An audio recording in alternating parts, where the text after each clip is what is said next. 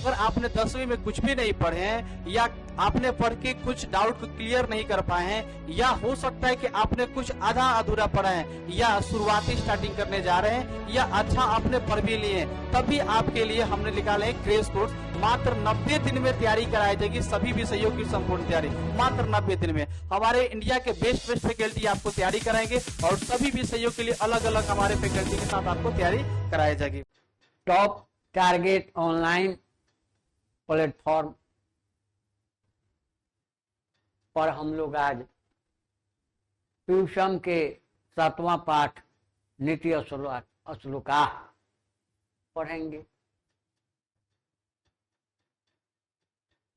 धन्यवाद। सब लोग ध्यान से सुने। थोड़ा सा परिचय। सुप्रसिद्धस्य ग्रंथस्य महाभारतस्य उद्योग पर्वणः अंश विशेष रूपाया विदुर्नीते संकलित। अयम पाठ, यह पाठ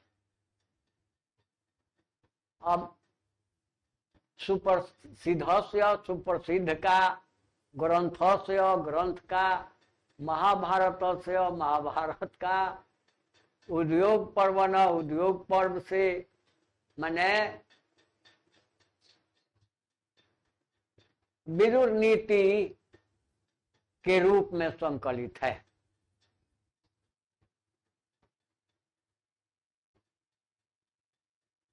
अब कई जगह जो षष्ठी का प्रयोग है सबको एक साथ कर,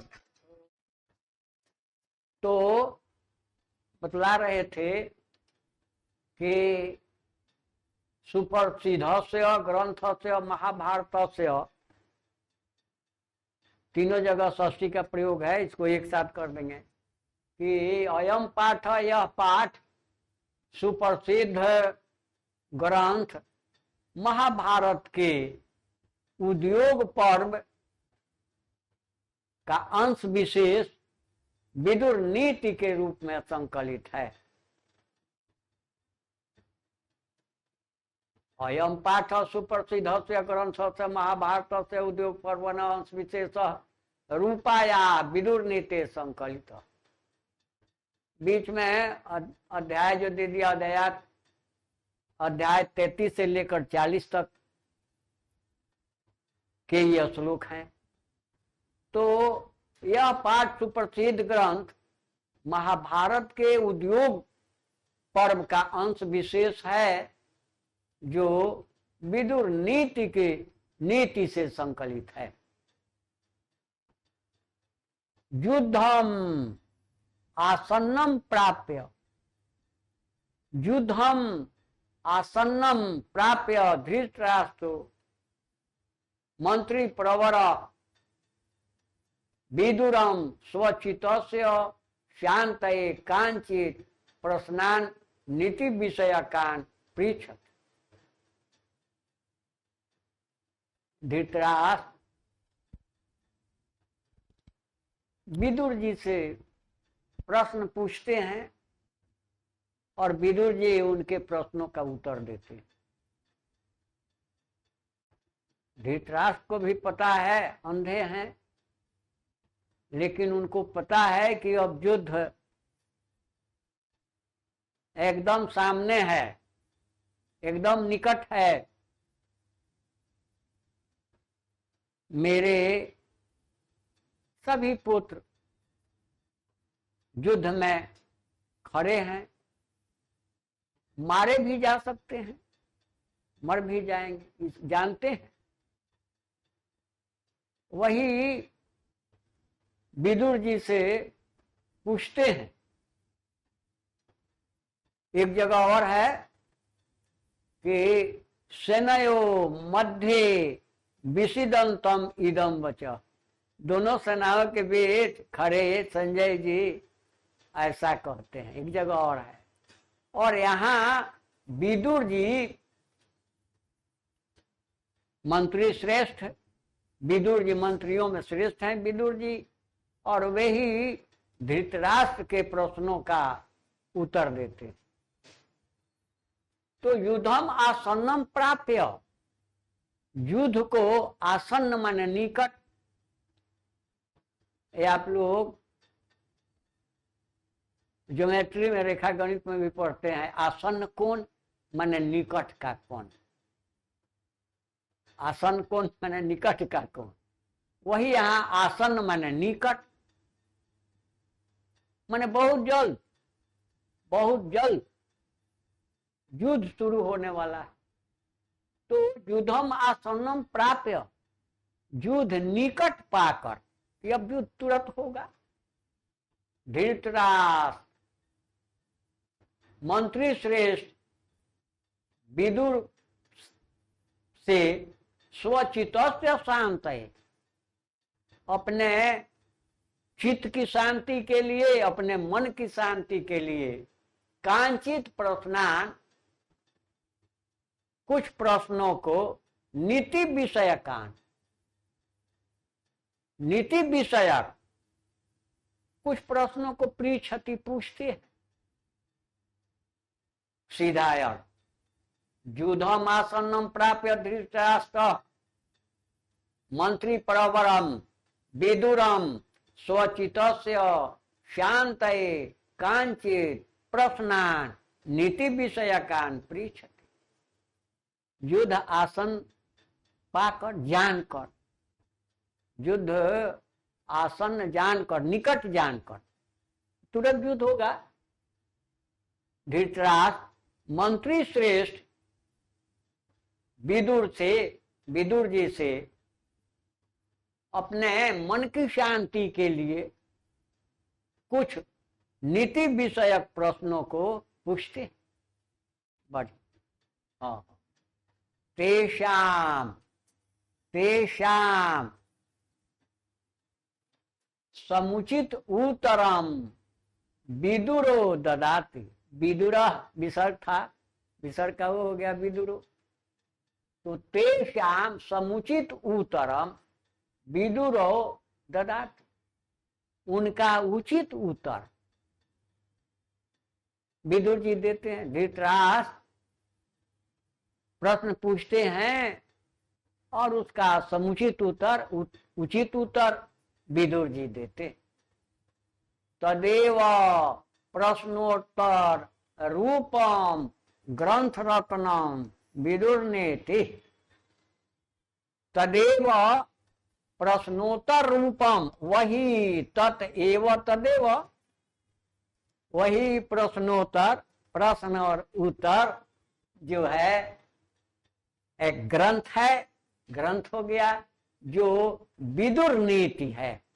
वही ग्रंथ प्रश्नोत्तर, धृतराष्ट्र जो प्रश्न पूछते हैं, विदुर जी जिसका उत्तर देते हैं, वही ग्रंथ रत्न विदुर नीति है। इयम अपि भगवद गीतेव महाभारतस्य अंगम अपि स्वतंत्र ग्रंथ रूपावर्त। यह भी भगवद गीते व भगवद गीता के समान। यमपि, यह भी, यमपि, यह भी, यम माने यह, अपि माने भी, यमपि भगवद गीते व भगवद गीता के समान, भगवद गीता के जैसे ही महाभारतस्य अंगम, महाभारत का अंग स्वतंत्र ग्रंथ रूपा वर्तते, स्वतंत्र ग्रंथ के रूप में है। यमपि भगवद गीते व महाभारत तस्य अंगमपि, यह भी भगवद गीता के समान, भगवद गीता की तरह ही महाभारत का अंग स्वतंत्र ग्रंथ के रूप में है। अब ये श्लोक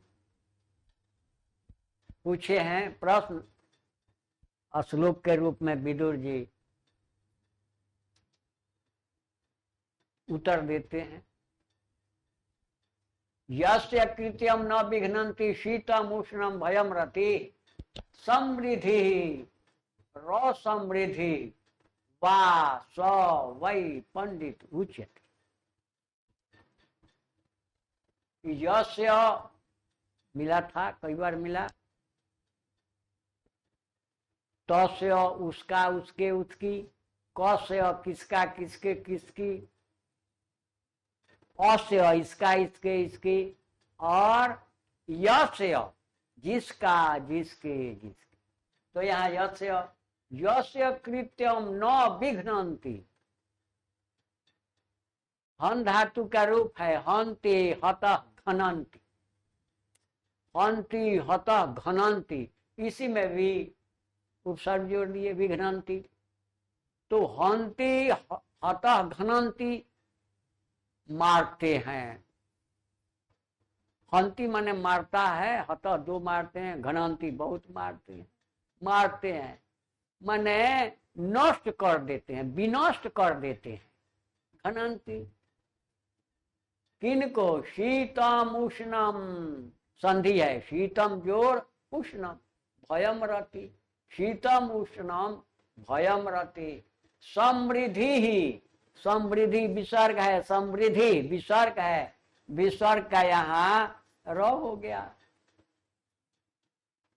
समृद्धि, फिर यहाँ विसर्ग है, विसर्ग का फिर यहाँ रेप हो गया, वाह, स है सह, स विसर्ग सह माने वह, स आकार सा माने वह स्त्रीलिंग, अस माने वह पुल्लिंग में। तो यहाँ श्लोक है, इसमें विसर्ग का लोप है, स था विसर्ग था, विसर्ग का लोप है, तो स वै पंडित उच्यते, स वै पंडित उच्यते।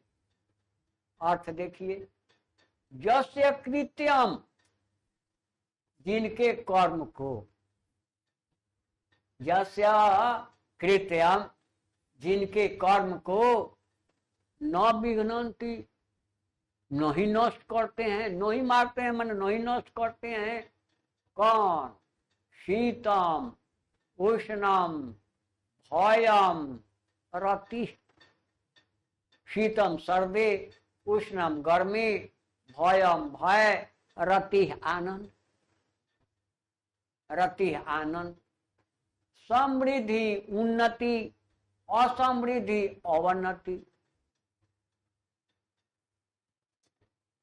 उन्नति और या अवनति, समृद्धि व उन्नति या अवनति, संपन्नता या विपन्नता, संपन्नता या विपन्नता, ये छ, शीतम उष्णम भयम रति, समृद्धि असमृद्धि, सर्दी गर्मी भय आनंद, संपन्नता अथवा विपन्नता, उन्नति अथवा अवनति। सीधा अर्थ कि जिनके कर्म को, यस्य कृत्यम, जिनके कर्म को सर्दी गर्मी भय आनंद, उन्नति या अवनति विनष्ट नहीं करते, विनष्ट नहीं करते, तो वही पंडित उच्यते, वही पंडित कहलाते, वही पंडित कहे जाते। फिर एक बार, जिनके कर्म को सर्दी गर्मी भय आनंद, उन्नति अथवा अवनति, उन्नति अथवा अवनति, न विघ्नन्ति, विनष्ट नहीं करते, सो वही पंडित उच्यते, वही पंडित कहलाते।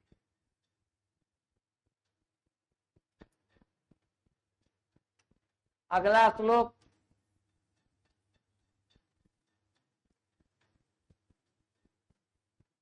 तत्वज्ञ सर्वभूतानां योगज्ञ सर्वकर्मणां उपायज्ञ मनुष्यानां नर पंडित उच्यते। फिर यहाँ भी पंडित किसको कहते हैं, पंडित कौन है, पंडित किसको कहते हैं, फिर वही श्लोक है कि तत्वज्ञ सर्वभूतानां योगज्ञ सर्वकर्मणां उपायज्ञ मनुष्यानां नर पंडित उच्यते। सर्वभूतानां तत्वज्ञ, सभी जीवों के तत्व को जानने वाला, सभी जीवों के तत्व को जानने वाला, अर्थात सभी जीवों की आत्मा के रहस्य को जानने वाला। आत्मा क्या है, इसके तत्व को जानने वाला, इसके रहस्य को जानने वाला, सभी जीवों की आत्मा के तत्व को जानने वाला, सभी जीवों की आत्मा के रहस्य को जानने वाला। योगज्ञ सर्व कर्म नाम, और सभी कर्मों के योग को जानने वाला। उपायज्ञ मनुष्यानाम, और मनुष्यों में उपाय को जानने वाला व्यक्ति ही पंडित कहलाता है। तत्वज्ञ सर्वभूता नाम, योगज्ञ सर्व कर्म नाम, उपायज्ञ मनुष्यानाम नर पंडित उच्यते। सभी जीवों की आत्मा के तत्व को जानने वाला, सभी जीवों की आत्मा के रहस्य को जानने वाला,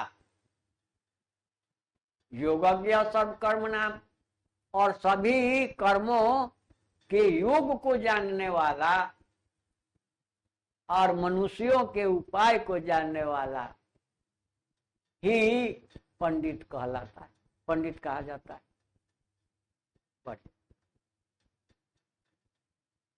अनाहुत प्रविशति, अनाहुत प्रविशति, अपृष्ट बहुभाषते, अविश्वस्ते विश्वसेति मूढ़चेता नराधम।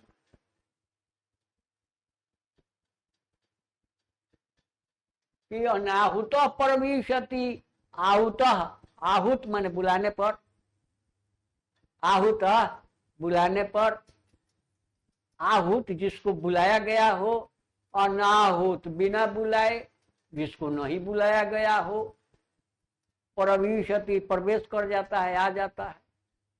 अनाहुत प्रविशति, बिना बुलाए ही प्रवेश कर जाता है, आ जाता है। अपृष्ट बहुभाष, अपृष्ट, पृष्ठ माने पूछे जाने पर, अपृष्ट माने बिना पूछे, बहुभाषते बहुत बोलता है, बहुत भाषण देता है, बहुत बोलता है। अविश्वास ते विश्वसित, अविश्वासी पर विश्वास करता है। जो अविश्वासी है, जिस पर विश्वास नहीं करना चाहिए, उस पर भी जो विश्वास कर लेता है, मूढ़चेता नराधमा, मूढ़चेता नराधमा, वह मनुष्यों में नीच है और मूर्ख है। मूढ़चेता नराधमा, नर अधमा, अधम नीच, अधम नीच, और मूढ़ मूर्ख, मूर्ख है। फिर एक बार सीधा अर्थ, अनाहुत प्रविशति, बिना बुलाए प्रवेश करता है, आ जाता है। अपृष्ट बहुभाषते, बिना पूछे बहुत बोलता है। अविश्वस्ते विश्वसेते, अविश्वासी पर विश्वास करता है। वह व्यक्ति मनुष्यों में नीच है और मूर्ख है। सीधा अर्थ एक बार फिर, कि बिना बुलाए प्रवेश करता है, बिना पूछे बहुत बोलता है, अविश्वासी पर विश्वास करता है, वह मनुष्यों में नीच है और मूर्ख है। एको धर्म परम श्रेय, एको धर्म परम श्रेय, क्षमा एका शांति उत्तम, विद्या एका परमा तृप्ति, अहिंसा एका सुखावहा। अब एक धर्म, एको धर्म विसर्ग का वो कर दिए, एक धर्म परम श्रेय, क्षमय का, क्षमा जोड़ एका, क्षमा जोड़ एका, और के बाद ए रहे तो दोनों मिलकर अय हो जाता है, वृद्धि हो जाती है। ए के बाद ए रहे या अय रहे तो दोनों मिलकर अय हो जाता है, वृद्धि हो जाती है। तो क्षमा एका, शांति ही उत्तमा, फिर वहां विसर्ग था, विसर्ग कर रहा हो गया, उत्तमा उसी में जोड़ दिए। विद्या का, विद्या जोड़ एका, एका विद्या, एक पुलिंग में, एक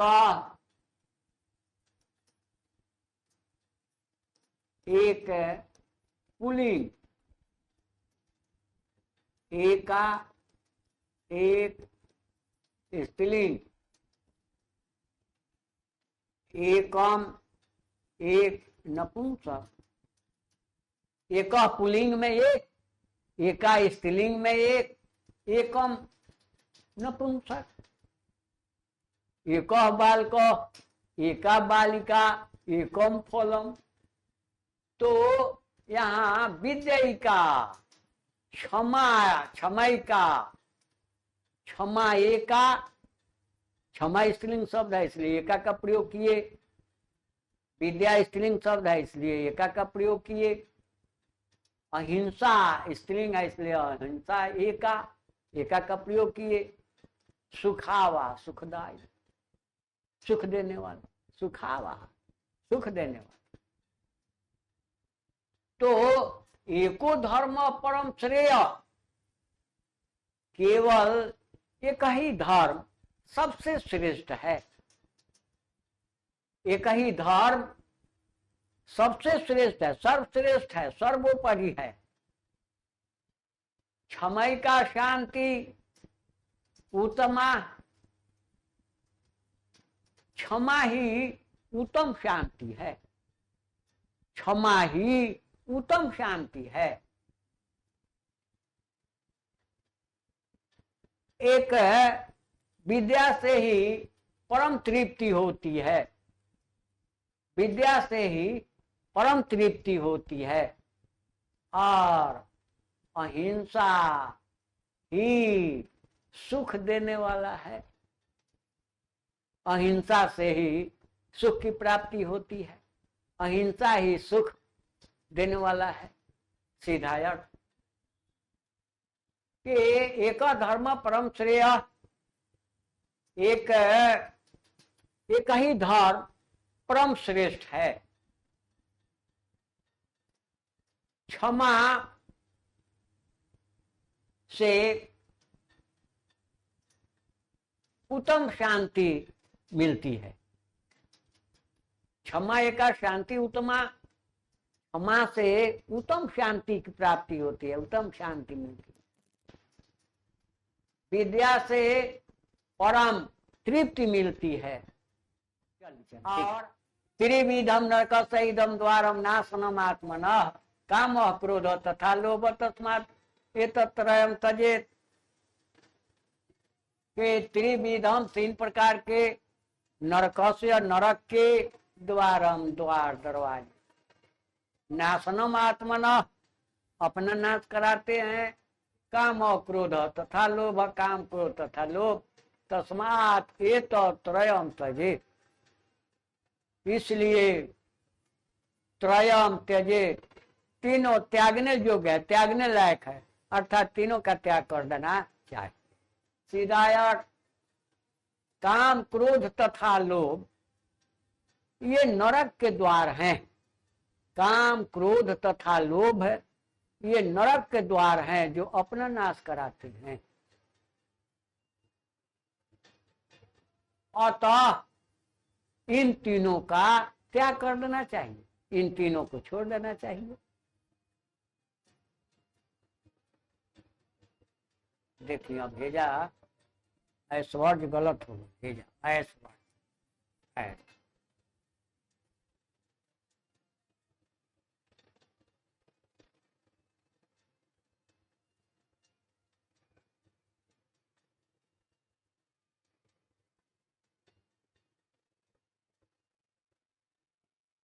हरि घना।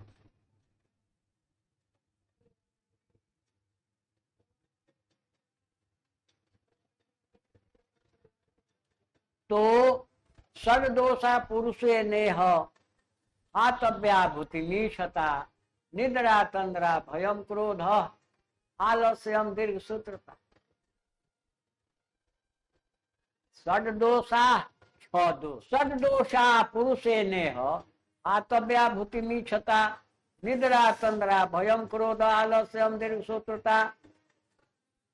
के षड्दोषा छह दोष पुरुष से न मनुष्य से, मनुष्य के द्वारा ही हो यहाँ इस लोक में, इस संसार में। आतव्या इनको भूति में छता, भूति मन धन, छता मन चाहने वाले को, धन चाहने वाले को इन छह दोषों को त्याग देना चाहिए। अब ये छह दोष कौन कौन है? तो निद्रा तंद्रा, निद्रा नींद और तंद्रा माने ऊँघना, ऊँघना। सोने और जगने के बीच के जो स्थिति होती है वही तंद्रा है, ऊँघना है। ऊँघते आदमी खूब सोता भी नहीं है और जगा भी नहीं है। तो सोने और जगने के बीच की जो स्थिति है वही तंद्रा है, उसी को तंद्रा कहते हैं, ऊँघना कहते हैं, ऊँघना। तो नींद, ऊँघना, भय, क्रोध, आलस्य और किसी कार्य को देर तक करना, इन छह दोषों को त्याग देना चाहिए। सीधा अर्थ भूति मीशता, धन चाहने वाले व्यक्ति को, भूति मीशता धन चाहने वाले व्यक्ति को नींद, ऊँघना, भय, क्रोध, आलस्य और किसी कार्य को देर तक करना, इन छह दोषों को त्याग देना चाहिए। स्वतेन रक्षते धर्मो विद्या योगेन रक्षते मृजया रक्षते रूपम कूलम वृत्तेन रक्षते। स्वतेन रक्षते धर्मो विद्या योगेन रक्षते मृजया रक्षते रूपम कूलम वृत्तेन रक्षते। सत्येन, सत्य से, सत्य के द्वारा, देवेन, देव से, देव के द्वारा, उसी प्रकार सत्येन, सत्य से या सत्य के द्वारा धर्म रक्षते, धर्म की रक्षा होती है। सत्य से धर्म की रक्षा होती है। विद्या योगेन रक्षते, योगेन योग से यानी अर्थात अभ्यास से। विद्या योगेन रक्षते, विद्या की रक्षा अभ्यास से होती है, अभ्यास से विद्या की रक्षा होती है। मृजया रक्षते रूपम, मृजया मने हम लोग उपटन भी कहते हैं और यहाँ अर्थ स्वच्छता। मृजया मने स्वच्छता, रक्षते रूपम स्वच्छता से रूप की रक्षा होती है। स्थूलम वृत्तेन रक्षते, स्थूलम वृत्तेन रक्षते, वृत्तेन सद आचरण से, सदाचरण, सदाचरण से, अच्छे आचरण से, वृत्तेन अच्छे आचरण से कुलम रक्षते, कुल की रक्षा होती है। सीधा अर्थ सत्येन रक्षते धर्म, सत्य से धर्म की रक्षा होती है। विद्या योगेन रक्षते, योग से अभ्यास से विद्या की रक्षा होती है। मृज्या रक्षते रूपम, स्वच्छता से रूप की रक्षा होती है। वृत्तेन रक्षते कूलम, कूलम वृत्तेन रक्षते, और अच्छे आचरण से, अच्छे व्यवहार से, अच्छे आचरण से कुल की रक्षा होती। सुलभा पुरुषा राजन सततम प्रियवादिना, अप्रिय से अतु पथ्य से अभक्ता श्रोता च दुर्लभ। सुलभा पुरुषा राजन सततम प्रियवादिन, हे राजन सततम प्रियवादिन पुरुषा सुलभा, हे राजन सततम प्रियवादिन पुरुषा सुलभ। विदुर जी धृतराष्ट्र से कहते, हे राजन सततम प्रियवादिन पुरुषा सुलभ, सुलभा सततम हमेशा, प्रियवादिन प्रिय बोलने वाले, पुरुषा मनुष्य, सुलभा सुलभ होते हैं, मिल जाते हैं, सुलभ हैं, सुलभता से प्राप्त हो जाते हैं। अप्रिय से तु पथ्य से, अप्रिय किंतु पथ्य से लाभकारी, फायदेमंद लाभकारी। वक्ता बोलने वाला, श्रोता सुनने वाला दुर्लभ, दुर्लभ। फिर देखें, सुलभा पुरुषा राजन सततम प्रियवादिन, हे राजन प्रिय बोलने वाले लोग हमेशा मिल जाते हैं, सुलभता से प्राप्त हो जाते हैं। हे राजन प्रियवादिन प्रिय बोलने वाले लोग सुलभता से मिल जाते हैं, किंतु अप्रिय, अप्रिय किंतु लाभकारी। वचन बोलने वाला और सुनने वाला दुर्लभ है, ऐसे व्यक्ति दुर्लभ है। फिर एक बार, हे राजन प्रिय बोलने वाले लोग सुगमता से मिल जाते हैं, सुलभ हैं, सुलभता से मिल जाते हैं। अप्रिय किंतु लाभकारी, बोलने वाला और सुनने वाला दोनों दुर्लभ हैं। पूजनीया महाभागा पुण्याश्च गृहदीप्तय स्त्रिय श्रियो गृहस्य उक्ता तस्मात् रक्षा विशेषता, तस्मात् रक्षा विशेषता। उक्ता तो पूजनीया महाभागा पुण्याश्च गृहदीप्तया स्त्रिय, श्रिय श्री शब्द का बहुवचन है, स्त्रिय स्त्री शब्द का बहुवचन है, श्रिय श्री शब्द का बहुवचन है, श्री माने लक्ष्मी और उसका बहुवचन हो गया श्रिय, स्त्री का बहुवचन हो गया श्रिय। तो पूजनीया महाभागा पुण्या च गृहदीप्तया स्त्रिय श्रिय गृहस्य उक्ता तस्मात् रक्षा विशेष। स्त्रियां, स्त्रियां क्या क्या हैं, क्या हैं? पूजनीया, पूजनीया हैं स्त्रियां, पूजनीया हैं। महाभागा, महाभाग्यशालिनी हैं। पुण्या, पुण्यदायिका हैं। गृह दीप्तय, घर की दीपक हैं, श्रिय घर की लक्ष्मी हैं।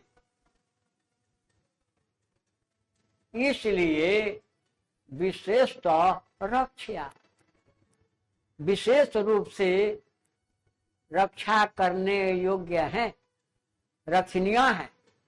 विशेष रूप से इनकी रक्षा होनी चाहिए, स्त्रियों की रक्षा होनी चाहिए, स्त्रियों की रक्षा विशेष रूप से होनी चाहिए।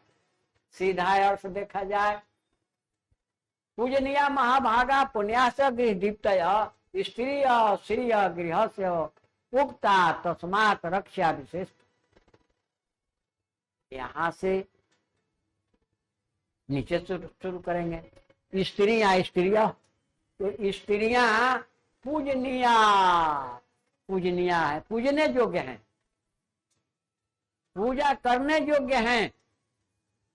महाभागा महाभाग्यशालिनी हैं, पुण्याच पुण्यदायिका है, पुण्य देने वाली है।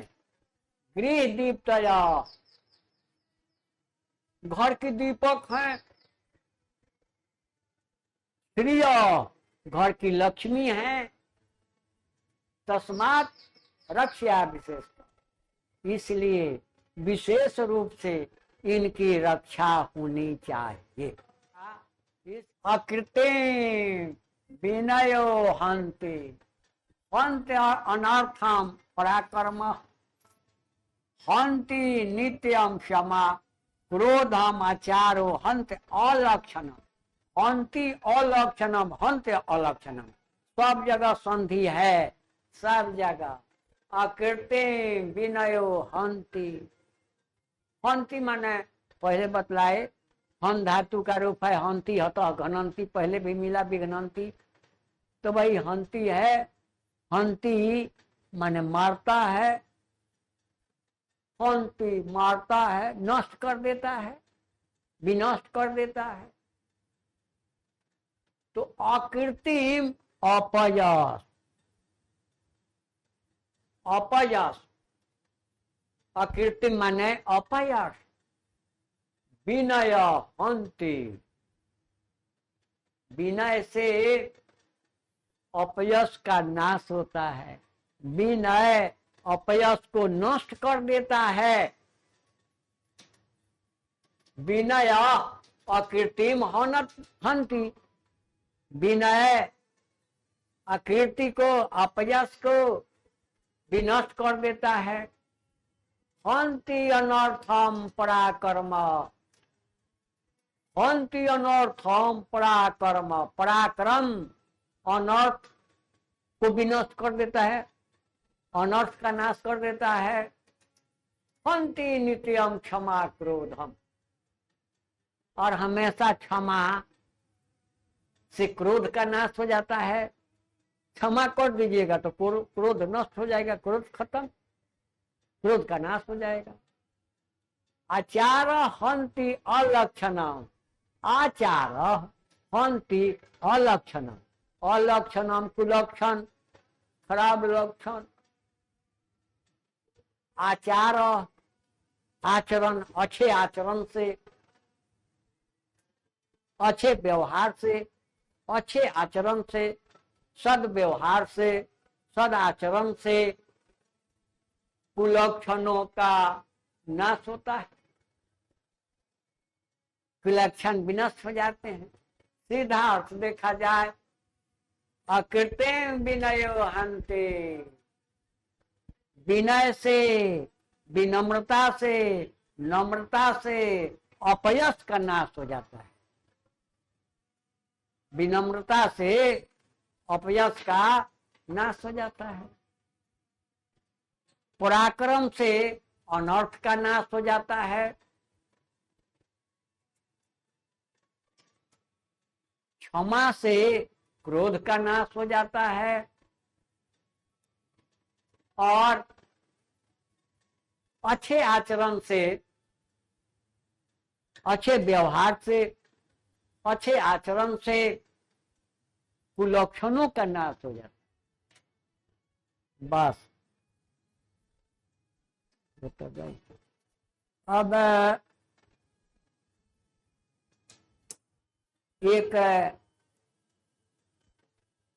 पंडित जी किसी जजमान के यहाँ, सेठ के यहाँ कथा कहने चले गए। महाभारत की कथा सुनाने लगे, सुनाए। अंत में दक्षिणा के समय सेठ जी बोले कि महाराज जी अगले 2-4 दिन के बाद आइए। फिर पंडित जी गए, फिर लौटा दिए कि अगले 2-4 दिन के बाद आइए। पंडित जी फिर अगले 2-4 दिन के बाद आए और पंडित जी अब पूछे कि सेठ जी, मैंने जो कहानी सुनाया है आपको अच्छा लगा कि नहीं, कहानी अच्छी लगी कि नहीं? तो सेठ जी और सेठाइन दोनों आदमी बोले कि ओह, कहानी में तो बाकी कहीं कुछ अच्छा नहीं लगा, कुछ नहीं, कुछ जचा नहीं। एक तो जो प्रसंग आपने बतलाया वही प्रसंग बड़ा बढ़िया लगा। तो पंडित जी बोले कहा, बोलिए बोलिए बोलिए, कौन प्रसंग था जो बड़ा अच्छा? तो वो जो प्रसंग था कि किसी को दान मत दीजिए, किसी को कुछ दीजिए मत, दान पुण्य आदि मत कीजिए, मत दीजिए। ये हम दोनों पति पत्नी को बड़ी अच्छी बात लगी। पंडित जी समझ गए कि ओ, ये तो इसको वही पसंद है कि कुछ देना न पड़े, तो ये कुछ देगा नहीं। तो सेठ की बेटी से पूछे कि तुम बोलो, तुमको जो मैंने कथा सुनाई है इसमें से कुछ? तो नहीं बाबा, कुछ अच्छा नहीं लगा, बिल्कुल जचा नहीं। एक ठो प्रसंग जच गया। बोले कौन प्रसंग? बड़ा खुश हो कि तो देगी, दान देगी, कुछ देगी जरूर। तो बोली कि वो जो वही प्रसंग खूब हमको अच्छा लगा। सुभद्रा जो घर बार छोड़ करके भाग गई और जाकर के दूसरे से शादी कर ली। तो पंडित जी समझ गए कि भी घर छोड़कर भागेगी, ये भागेगी, इसको वही प्रसंग बढ़िया याद है तो ये भागेगी, ये मानेगी नहीं, ये भी कुछ नहीं दी। तो सोचे कि अच्छा सेठ जी का लड़का है, उसे भी पूछ लिया जाए। सेठ के लड़के से पूछे कि बेटा तुम बोलो, कहानी जो मैंने सुनाया उसमें से तुमको कुछ कहाँ क्या अच्छा लगा? तो लड़का कहा कि महाराज कुछ अच्छा नहीं लगा, बिल्कुल नहीं, क्योंकि कुछ देना नहीं था तो कह दिया कि बिल्कुल अच्छा नहीं, लेकिन एक तो प्रसंग अच्छा लगा। तो पंडित जी खुश हो गए कि ओ इसको अच्छा लगा है, कुछ देगा, जरूर दान देगा। तो पूछे कि बोलो कौन सा प्रसंग? तो वो जो युद्ध होने लगा, मारपीट जो होने लगा, सो हमको बड़ा अच्छा लगा। उठाया एक ठो लबदा डंडा और लेकर चला पंडित जी को मारा। पंडित जी भागने लगे और पीछे पीछे पीछे पीछे वो दौड़ने लगा। पंडित जी भागने लगे। भागते भागते भागते भागते पंडित जी अपने घर पहुंचे। घर में अंदर चले गए और लंबी सांस लेने लगे, गिर गए। पंडिताइन बोली कि महाराज जब इतना सामान लेना था और लदवाना था, लादते लादते आप थक गए, हाँफ रहे हैं, तो 2-4 आदमी को ले लिए होते, सब लोग मिलकर लदवा देते और फिर यहाँ लाकर उतरवा देते। अब पंडित जी के मुंह से तो आवाज निकल नहीं हो, कल आगे चुप रहो, बंद करो, बोलो मत, जोर से मत बोलो, जोर से मत बोलो, धीरे बोलो। आओ खड़ा है पेट का लड़का डंडा लेकर, दरवाजे पर। पंडिताइन से बोले कि देखो तो दरवाजे पर कोई है। तो पंडिताइन को फिर लालच ऐसी चीज है, पंडिताइन समझी कि ओ सब पूरा माल सब सामान लेकर आया है, गाड़ी लगी है बाहर। तो निकलती है तब तक डंडा लेकर खड़ा है। भागी पंडिताइन, यार वो तो डंडा कहाँ कोई सामान है, डंडा लेकर खड़ा है। कुछ देर खड़ा रहा बेचारा, चला गया। पंडित जी को कुछ प्राप्त नहीं हुआ, कुछ मिला। लुभात कहती मित्रानी